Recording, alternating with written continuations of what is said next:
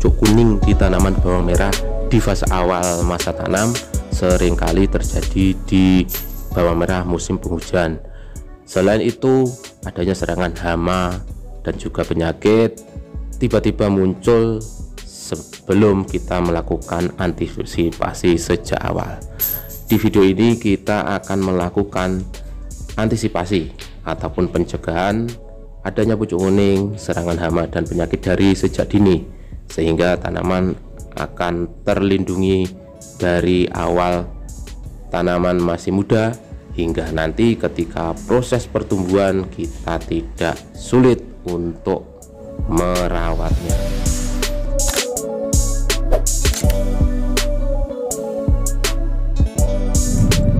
Halo, assalamualaikum warahmatullahi wabarakatuh. Kakak Bayu, kita ketemu lagi di tanaman bawang merah kita di usia 9 hari setelah tanam. Alhamdulillah pagi ini kita bisa melakukan penyemprotan pertama kali di lahan kita. Sebelumnya sebenarnya mau kita spray di hari kemarin, cuma karena cuacanya yang hujan terus, hujan terang gerimis, sehingga kita tunda di 9 HST. Tanaman kita pada kesempatan saat ini 9 HST itu sudah tumbuh semuanya bior, sudah lumayan tinggi sekitar 15-20 cm. Untuk aplikasi pada kesempatan pagi hari ini kita akan melihat apa aja. Nah, kita akan bahas satu persatu.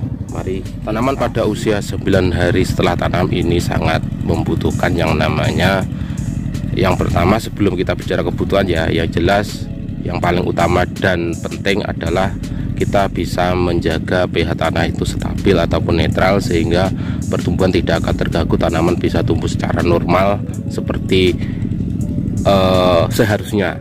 Karena dengan pH yang normal itu akan memastikan tanaman kita bisa menyerap nutrisi yang sudah ada ataupun nutrisi yang kita serap. Itu harus diperhatikan, hal yang sangat penting ketika kita tanam bawang merah di musim hujan ataupun tanaman yang lain, karena itu adalah modal dasar dari kita tanam budidaya apapun. Ketika pH-nya netral, insya Allah tanaman akan tumbuh dengan normal. Untuk penyepraian pada hari ini sesuai kebutuhan nutrisi yang dibutuhkan adalah yang pertama kaitannya dengan pH juga, itu adalah pemberian kalsium. Cuma untuk saat ini kebutuhannya adalah kalsium yang siap serap, sehingga tanaman akan tumbuh, karena di fase pertumbuhan seperti ini sangat dibutuhkan yang namanya kalsium untuk memacu pertumbuhan pucuk-pucuk tanaman, baik pucuk daun maupun pucuk akar, sehingga kebutuhannya itu harus kita penuhi secara instan ataupun cepat. Nah, untuk pemberian kalsium ini pada 9 hari setelah tanam kita memasukkan CaO ataupun kalsium oksida dengan merek Java Higros. Ini adalah kalsium super larut 100% tanpa endapan. Ini seperti beda ya dengan yang seperti itu bubuk itu bisa mengendap. Kalau ini tidak ada endapan, larut 100% campur dengan air, warnanya bening, tidak ada endapan sama sekali, sehingga sangat efektif untuk penyebaran, tidak akan nyumpeti sepuyer.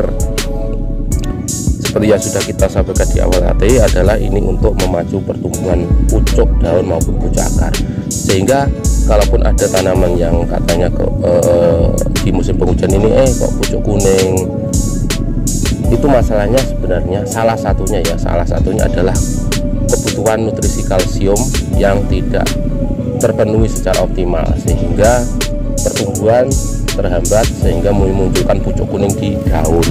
Itu untuk dosisnya ini sekitar 2-3 sendok untuk awalan.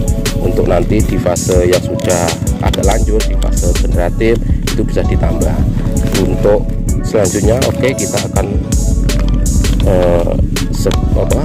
campuran berikutnya ini adalah sakupi ataupun fungsi biologi yang berbahan aktif Trichoderma koninggi. Ini adalah Trichoderma, aplikasinya sebenarnya bisa spray ataupun bisa di awal masa pengolahan lahan, bisa kita semprot di lahan untuk mengantisipasi adanya bulir ataupun layu fusarium. Kalaupun untuk setelah tanaman tumbuh, itu bisa mengatasi yang namanya penyakit bercak, ungu ataupun jamur-jamur yang lain.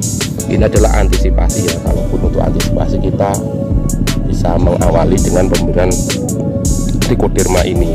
masalah merek monggo terserah, bisa merek yang lain ataupun buatan sendiri apa biasa nih dikembang biak kene dhewe itu juga bisa.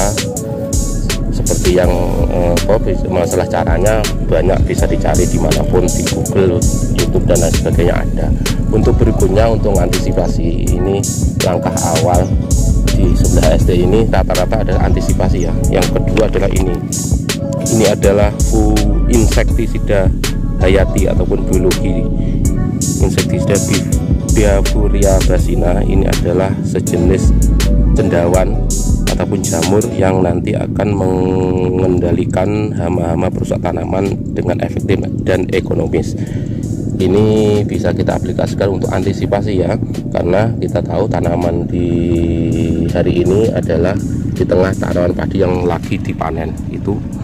Ini sudah dipanen dan ini dibajak untuk buat papan pinian. Ini hamanya banyak, kalaupun tidak kita antisipasi, kita tidak semprot dengan ini, nanti akan menular ke tanaman seperti koper dan lain sebagainya, wereng dan lain sebagainya, itu banyak sekali di sini. Sehingga kita antisipasi dengan pemberian Biafuria basina. Ini fungsinya adalah untuk mengantisipasi dan untuk menginfeksi jamur ke dalam hama, sehingga hama nanti akan terinfeksi jamur dan akhirnya akan mati. Prosesnya lama memang 8 hari, cuma ini akan efektif untuk pencegahan itu. Dan aplikasinya ini bisa diberikan 50 gram untuk 7 tangki. Untuk preventif dan kuratif serta 100 gram ataupun 2 kali lipatnya untuk 7 liter air. Semprotkan ke hama sasaran pada sore hari harusnya, tapi karena ini ada kesempatan di pagi hari saya semprot karena sore biasanya hujan. Terus untuk nutrisinya Biotogro ini adalah formula probiotik super ataupun POC super, yang mana di dalamnya terkandung banyak nutrisi seperti NPK, CAO, MGO, dan juga hormon auxin, sitokinin, giberelin, kinetin, sitin dan lain sebagainya, serta ini ada mikroorganismenya yang sangat banyak. Itu bisa Kakang Bayu baca sendiri ya, itu apa aja. Wah, itu banyak sekali. Nah, untuk fungsinya bisa di Google ataupun di apalah bacaan-bacaan yang lain di internet, banyak fungsinya seperti apa. Pada intinya ini adalah membantu tanaman untuk subur dan tumbuh secara optimal, serta pemberian nutrisi yang dibutuhkan NPK dan makro sekunder seperti kalsium dan Mg, magnesium, serta mikroorganisme baik jamur maupun bakteri yang nanti juga akan membantu proses penyerapan nutrisi serta pembenah tanah dan melindungi tanaman dari adanya patogen serangan jamur. Itu untuk dosisnya ini adalah 2 mili per liter ataupun 30 sampai 40 mili per liter per tangki.